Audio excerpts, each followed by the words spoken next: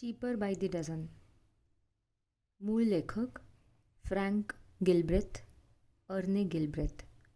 अनुवाद मंगला निगुडकर.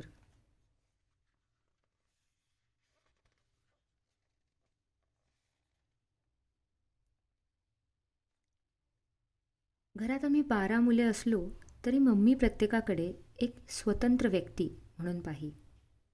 आमचा प्रत्येकाचा स्वभाव भिन्न आहे आणि प्रत्येकाला जगात स्वतंत्रपणे मार्ग काढावा लागणार आहे हे तिने ओळखले होते. डॅडी मात्र आम्हा सर्वांना एका नियंत्रणाखाली वाढवून ज्यांचा सर्वांगीण विकास साधायचा आहे असा एक गट समजत. त्यांच्या मते ॲनच्या विकासासाठी जे चांगले तेच छोट्या जॅकसाठीही चांगले. आम्हा मुलांना इयत्ता गाळून वरच्या वर्गात बसविणे हा डॅडींच्या योजनेचा एक भाग होता. त्यांच्या मते साधारण बुद्धीच्या मुलांसाठी जी शाळेतील इयत्तांची पद्धती असे ती आमची प्रगती खोळंबवेल म्हणून ती आमच्यासाठी योग्य नव्हे.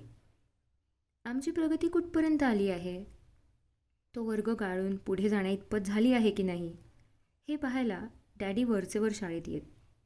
न सांगता न कळवता येत. आम्हाला ते घरी मनोरंजक पद्धतीने शिकवत. स्पेलिंगचे खेळ, भूगोलाची कोडी, गणिताची प्रमेये आणि भाषा यांचा बराच अभ्यास त्यांनी करवून घेतलेला असे. त्यामुळे एखादी इयत्ता गाळण्याच्या दृष्टीने आमची तयारी झालेली असे. पण डॅडींना वाटे आम्ही याहून अधिक प्रगती दाखवली पाहिजे. जो एखादी इयत्ता गाळण्याची चांगली तयारी करे त्याला नवी कोरी सायकल बक्षीस मिळे. आम्हाला स्वतःला अशा इयत्ता गाळणे आवडत नसे. आधी आपल्या वर्गाचा संपूर्ण वर्षाचा अभ्यास करायचा आणि वरच्या वर्गात गेले की तिथे त्या वेळेपर्यंत झालेला अभ्यास भरून काढायचा. जुने मित्र सोडायचे आणि नव्या मुलांची मैत्री जोडायची. त्यामुळे हे सर्व नको वाटायचे. पण नव्या सायकलीचे प्रलोभन मोठे होते. शिवाय कुठल्याही क्षणी आपले एखादे धाकटे भावंड आपल्या वर्गात येऊन धडकण्याची शक्यता असे. ही तर फारच लाजिरवाणी गोष्ट. म्हणूनच एखादे धाकटे भावंड वरच्या वर्गात चढण्याचा प्रयत्न करत आहे हे कळले की त्याच्या वरचे प्रत्येक मूल पिसाटासारखे अभ्यासाच्या मागे लागे. असल्या या प्रकाराचे दुष्परिणाम मम्मीच्या लक्षात येत.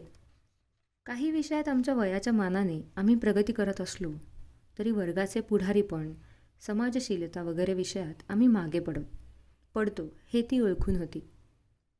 परंतु तिला हेही माहीत होते की आपल्या डोळ्यांदेखत जास्तीत जास्त मुलांची शिक्षणे व्हायला हवीत असे डॅडींना वाटत होते. ते आता 50शीला आले होते. आमचा सर्वात धाकटा भाऊ जॅक प्रत्येक विषयात नेहमी A ग्रेडच मिळवायचा. डॅडींना त्याचा फार अभिमान वाटे. आमच्यापैकी ज्यांचे निकाल